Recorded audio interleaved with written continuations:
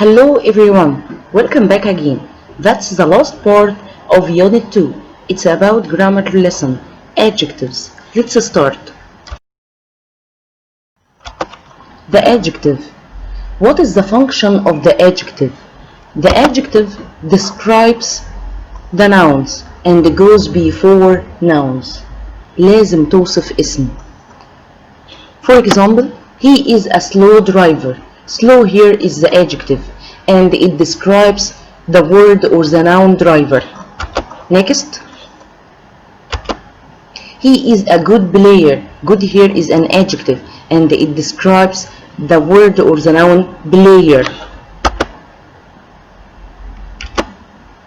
He is a brave adventurer and the word brave here is an adjective and it describes he or the adventurer.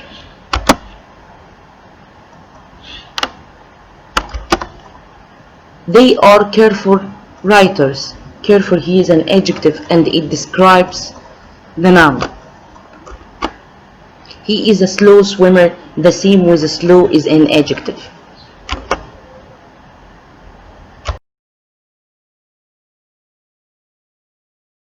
As we all know that adjectives describe nouns and adverbs describe verbs. Adverbs اللي هي الحال بيوصف أفعال. But in this slide we are going to tell you that we have some verbs which are followed by adjectives. Verbs at this time, adjective describe verb, yes. Like verb to be that consists of am, is, are in the present form and was, were in the past form. Verb look يبدو. Sound يبدو. Feel يشعر. Smell يشم. Taste يتذوق. For example, he is nice. You look tired. She sounds beautiful. This table feels small. The food smells good. The food tastes delicious. Important note. Note number 1. I like outdoor activities. Outdoor here is an adjective because it describes the noun adjectives. But in the second sentence, he spends a lot of time outdoors. Outdoors here is an adverb, حال, because it describes the verb spends. The same with indoor. He hates indoor hobbies. Indoor here is an adjective because it describes the word hobbies. أنشطة or هوايات داخلية. But in the last sentence, women like to spend a lot of time indoors. Indoors here is an adverb حال because it describes the word or the verb spend. Number 2. ملاحظة رقم 2. Adjectives can be plural if we use before them the article the. We all know that we cannot count adjective. We can't say bigs. We can't say shorts. We can't say talls. We can't say beautifuls. It's wrong to count adjectives. But when we use before them the article the, at this time we can change the adjective from singular into plural. For example, the rich must help the poor. The rich here means الأغنياء. Must help the poor means الفقراء. Note number 3. Some adjectives can't be followed by a noun. Some adjectives comes and cannot be followed by a noun, but they describe noun. I am afraid. Afraid is not followed by a noun. For example, I can't say I am afraid woman. No, I am afraid only. Help me please. Afraid here is an adjective and it describes my feeling. I. Sentence number 2. Be quiet. The baby is asleep. Asleep here is an adjective and it describes the baby. We have two kinds of adjectives. Opinion adjectives, صفات الرأي. For example, he is beautiful, he is funny, he is handsome, he is smart. And fact adjectives. وصفات الحقيقة. It consists of size, age, color, origin, material. المادة والحجم والطول والعمر، الحاجات دي حقائق ما فيهاش فيها كلام. For example like beautiful, nice, good. اللي بقول فيها رأيي، بعبر فيها عن رأيي، تحتمل أكتر من كذا رأي. But fact like long, strong, young, and so on.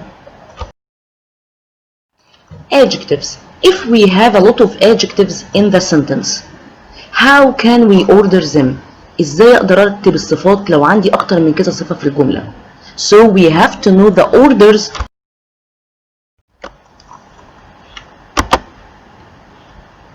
If I have more than one adjective in the sentence, I must organize or arrange them in this order. Opinion صفة الرأي، size الحجم، age العمر، shape الشكل، color اللون، origin الأصل أو المصدر، material المادة الخام اللي مصنوع منها. Opinion like nice, small, old, square, blue, Indian, silk. silk معناه حرير. Okay.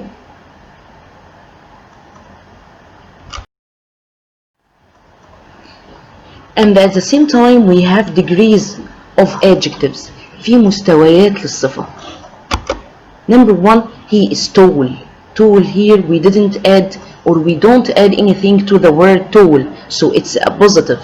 It's number one, positive. الصفة كما هي بدون أي إضافات. Karim is as tall as Hani, so tall here is a positive adjective because we don't change it or we don't add any syllables to it. ما ضفتش عليها أي مقاطع أو غيرتها بأي حاجة. But Mazen is taller than Karim. Taller, here we add the syllable er and we put them after the adjective taller. So it's a comparative, صفة المقارنة. Hadi is the tallest. Here we add to the adjective tall est and we use before the adjective tall the article the, and it's superlative صفة التفضيل العليا. بفضل واحد بمجموعة أو شخص بمجموعة أو شيء بمجموعة حسب العدد. المهم واحد بأكتر من كذا فرد. For example, Hani is tall. Ali is taller than Hani. Nagi is the tallest. يبقى we have 3 degrees for the adjective. As in number 1, positive adjective. We don't add anything to the adjective. Number 2, Ali is taller than Hani. So we add the syllable er and we use than after taller. And that's comparative. صفة المقارنة ما بين اتنين. Number 3, we use the and we add to the adjective est and this we call superlative. صفة التفضيل العليا. واحد بمجموعة. بقارن واحد بمجموعة. Okay, let's watch this video to learn more about adjectives.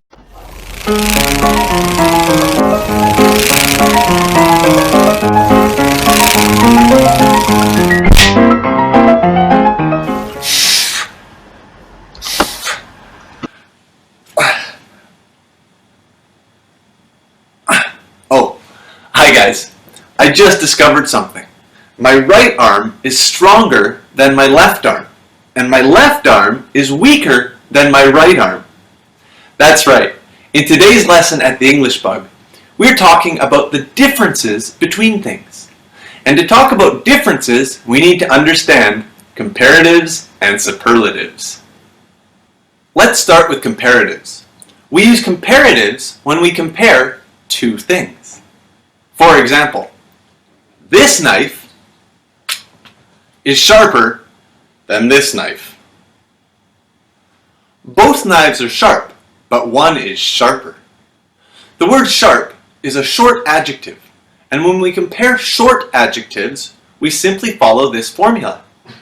Adjective with er plus than. Look at this example.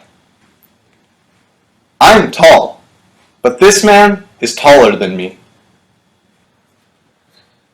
This shirt is small. This shirt is smaller than that shirt. Now, if a short verb ends in the letter Y, we have to change the spelling a little bit when we make a comparative. My hat is fancy, but her hat is fancier than my hat. Okay, comparatives are a little bit different for longer adjectives. For example, this shirt is colorful. That shirt is more colorful than this shirt. The word colorful is a long adjective, and when we compare long adjectives, we simply follow this formula. More plus adjective plus than. Here's another example. Juggling 3 balls is difficult, but juggling 3 books is more difficult than juggling 3 balls. Excellent. Now let's take a look at superlatives. Superlatives are formed the same way as comparatives, but we use EST instead of ER, and most instead of more. Take a look at these examples. This cheese is stinky. This cheese is stinkier. This cheese is the stinkiest. Whew. This plant is big. This plant is bigger. This plant is the biggest. This instrument is broken.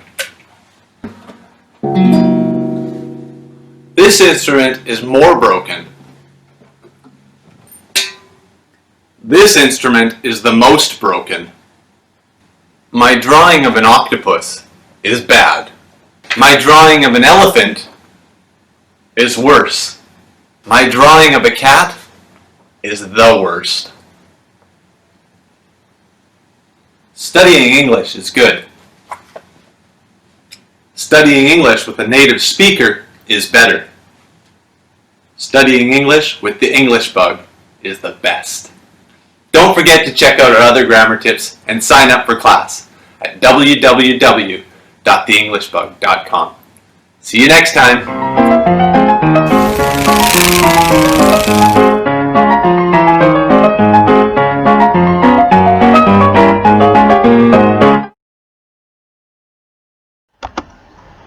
Mazen is taller than Karim.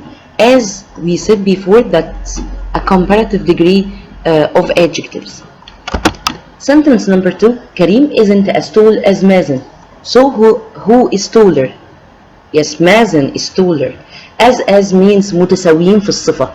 فأنا نفيت الفعل خليته isn't. يبقى كريم isn't as tall as Mazen means إن كريم مش طويل زي مازن. يبقى who is taller؟ مين الأطول؟ Mazen is taller than Karim. And when we use as or see as, at this time we must use positive degree for the adjective. So we use tall. We didn't or we don't add anything to the adjective. Karim isn't so tall as Mazen. We can replace so instead of as if the sentence is negative. If I want to indicate that two persons are equal in the same thing, we use as. But if we want to negate the sentence, إن أنا أنفي الجملة, at this time I can use as or so as in the negative form only. Okay. Fiat is expensive. Toyota is more expensive than Fiat. Mercedes is the most expensive. What's this? Where is the ER and EST? Yes, expensive here is one of the long adjectives that it consists of more than one syllable. Expensive من الصفات الطويلة اللي بتتكون من أكتر من كذا مقطع. So I can't add anything to it because I can't pronounce it very well. Expensiver, how come? Expensivest, I can't pronounce it very well. So at this time, if we have short adjective, like we said before, like tall, as we did in the previous example, at this time we add er to the adjective if it's comparative, and we add st to the adjective if it's a superlative. But if the adjective consists of more than one syllable, it's a long adjective. لو الصفة بتتكون من أكتر من كذا مقطع أو الصفة طويلة, at this time we use more before the adjective, or if you want to express comparative degree, لو عايز أعبر عن درجة المقارنة بستخدم more than. And if I want to refer to the superlative degree, I use most. معناها more than أكتر من the most الأكثر.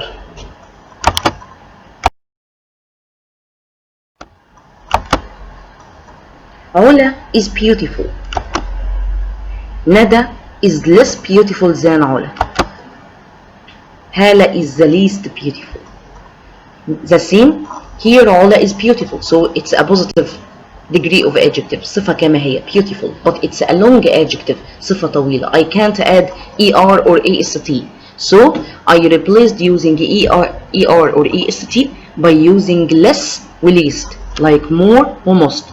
Less is the opposite of more, and least is the opposite of most. So if more means أكثر, يبقى less معناها أقل من. If most means الأكثر, إذن the least means الأقل. So علا is beautiful, but nada is less beautiful, أقل منها في الجمال. هالة is the least, يعني أقل واحدة في الجمال.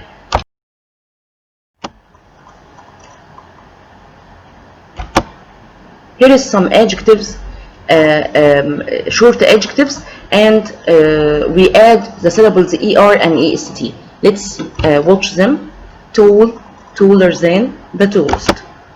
Big, bigger than, the biggest. Weak, ضعيف, weaker than, the weakest. Heavy, heavier than, the heaviest. Here in heavy, it ends, or the adjective ends with y, and before y is a consonant. قبلها حرف ساكن. So we drop y and use instead of it I, E, R. The heaviest, the same. Slow, slower than, the slowest. We have nice. Here nice ends with E. So at this time we are going to add R only. And in superlative we are going to add ST only. Nicer than, the nicest. Another important note.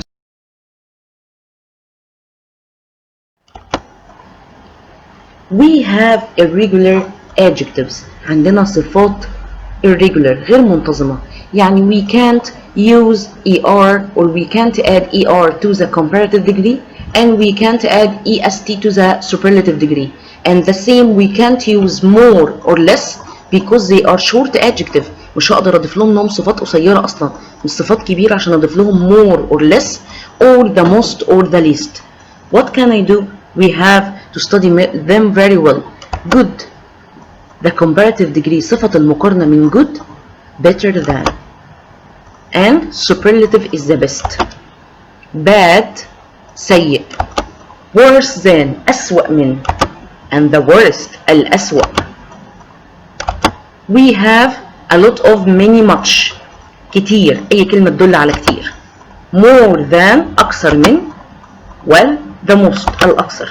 Little، طبعا it's for uncountable nouns، قليل للأسماء التي لا تعد، للأسماء زي little milk، little water، little money and so on.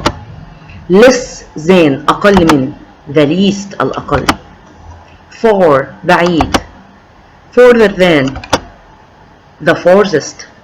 Or further than, or the farthest.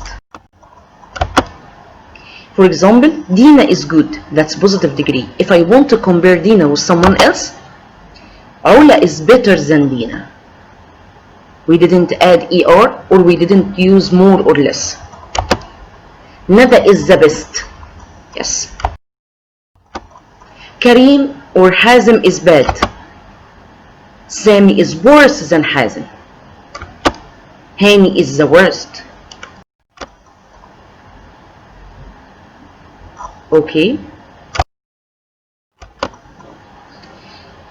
If I want to add more words to describe the adjective, as we noted in the previous picture that someone is much taller. واحد أكبر بكتير، أطول بكتير فوق ما حد يتخيل.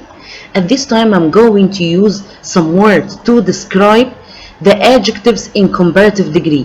ساعات ببقى محتاجة استخدم كلمات to describe adjectives. أزود ده أكتر بكتير، ده أقل بكتير، يعني مظبوط شوية، عايز استخدم كلمة شوية، أكتر بكتير، أقل بكتير، ده بعيد قوي. عايز استخدم الكلمات دي كلها، فباجي استخدمها before الcomparative degree، استخدمها قبل صفات المقارنة. يعني ما استخدمهاش قبل السوبرلاتيف، لا ما ينفعش استخدمها قبل السوبرلاتيف. ما ينفعش استخدمها قبل الصفة البوزيتيف، ما ينفعش استخدمها قبل الصفة البوزيتيف. لازم في الكومباراتيف ديجري بس، صفة المقارنة بين اتنين. اوكي. For example we have the adjective taller. كريم is taller than مازن. كريم أطول من مازن. طب أنا عايز أقول إن كريم أطول بكتير من مازن. At this time I'm going to say كريم is much taller than مازن. كريم أطول بكتير من مازن. علي is a lot better than هاني. افرض انا عايزه اقول ان علي احسن من هاني، بس هو احسن بكتير منه، في فرق كبير بينهم وبين بعض، يبقى هقول علي is a lot better. علي is a lot better than هاني. استخدمت كلمه a lot قبل كلمه better. As we all note that the adjectives in comparative degree، كل الصفات في مرحله المقارنه. رقم 2 هند is a bit more beautiful than مي. شويه احلى من مي. شويه دي اسمها a bit. هادي is slightly shortly than مراد. هادي أقصر سنة. slightly يعني بنسبة ضئيلة، بنسبة قليلة جدا، أقل من كلمة a bit. The ball is a little smaller than toy. little يعني برضو أقل في التكلفة. يبقى if we have to describe the adjective in comparative degree، سواء بمعنى means more or less or about في النص، يعني not more not less، حاجة مش كتيرة ولا حاجة قليلة، بنستخدم much وقالت لما عايزة أعبر عن الحاجة دي كبيرة، بستخدم a bit شوية لو الحاجة average متوسطة، بستخدم slightly وقليل لو الحاجة دي less حاجة قليلة، صفة قليلة فيها. This is an important note. Please keep very well. The more you eat, the fatter you become. You are going to confuse me, miss. انت هتلخبطيني يا miss. You said before that when we see the, we must be followed the adjective، أو the adjective must be followed in the superlative degree. لازم أجيب الصفة اللي وراها في درجة التفضيل. يعني we must use est to the adjective. أستخدم أحط للصفة est or I use most or least. أستخدم صفات الإيه؟ السوبرلاتيف، صفة التفضيل العليا. Here is an exception. ده استثناء يا ولاد. The more you eat, the fatter you become. That is an expression that means كلما أكلت كلما ازداد وزنك. ده ملوش دعوة بالقاعدة بتاعتنا، ده exception، ده استثناء يا ولاد. يبقى لما أشوف ده وأنا عايزة أقول كلما قرأت كلما استفدت، كلما أكلت كلما زدت في الوزن، كلما لعبت رياضة كلما ازداد وزنك and so كلما ازداد رشاقتك and so on. يبقى هنا دي كلمة كلما بستخدم ذا، بستخدم الادجكتيف in comparative degree في صفة المقارنة، واستخدم الناحية التانية نفس الفكرة ذا و comparative degree. The harder you work the better you will be. كلما عملت بجد كلما أحسنت أو توصلت إلى نتائج أحسن. The harder هنا معناها كلما اجتهدت، والناحية التانية كلما أصبحت بشكل أفضل. comparative degree بستخدم هنا the الادجكتيف er أو more والادجكتيف، هنا the same أو less والادجكتيف، هنا the والادجكتيف والer، أو استخدم more والادجكتيف نفس الكلام، أو less والادجكتيف. He is the taller of two brothers. Again, the was comparative. Yes. If you give attention to this sentence or pay attention to this sentence, you can notice that they are two brothers. So I'm comparing between two persons. So the here is relating to the two persons or referring to the two persons. So he is the taller of the two persons. I'm using one person to compare with another person. بستخدم شخص واحد بقارنه بشخص تاني. So here he is the taller of two brothers. She is the more beautiful of two sisters. I have to mention two. Because I want to explain that they are comparing two persons. Hani is taller than Amir. Amir isn't as tall as Hani. Hani is taller, so Amir isn't as tall as Hani. Or Amir is shorter than Hani. Amir isn't so tall as Hani. As we said before, we can replace as in the negative form with so, the first as. The Nile, the river Nile, is the longest river in the world. هو أطول نهر في العالم. That means no river is as long as the river. مفيش نهر أطول من نهر النيل. No river is as long as the river. No river is longer than the river Nile. They all give the same meaning. This is the most exciting film I have ever seen. We must use ever with superlative. بستخدم ever مع صفة التفضيل العليا. The most. Ever with the most. That means I have never seen such an exciting film. And I have never seen a more exciting film than this. Here never comes with comparative. Never comes with more. But ever comes with most. So ever is used with superlative and never is used with comparative. Pay attention. Pay attention to this difference. Some adjectives can be used in both ways. What do you mean by both ways? بطريقتين. To get the same meaning, بنفس المعنى, without no difference, مفيش اختلاف. I can add er or more. I can add est or most. طبعا I can use less or least. For example, like clever, common, cruel, assy, friendly, gentle, polite, simple, stupid, narrow يعني ضيق, pleasant يعني جيد أو ذو طبيعة جيدة يعني. Ali is cleverer. I can, when I want to compare between Ali and Rami, I can add to the adjective clever er, or I can use more or less before clever. Ali is cleverer or more clever than Rami. They are the same. Shayma is the friendliest or the most friendly of all. Okay?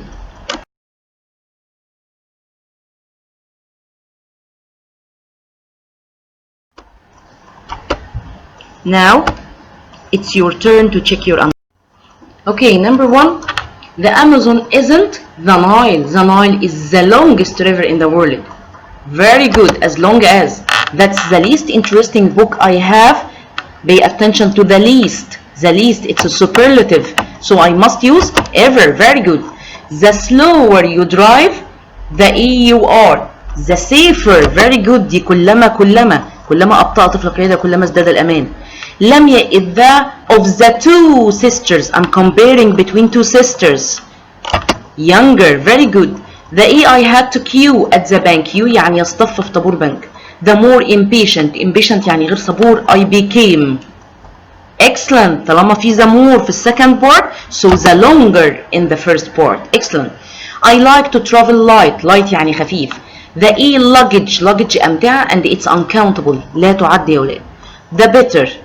The better it's comparative in the first part, so the less luggage عشان المعنى أقل أمتعة أقل استمتاع أو الأفضل.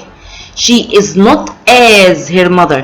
When we found as, at this time we must use as at first. As beautiful as her mother. That's the end of our unit and our part. I hope I have covered everything in this part.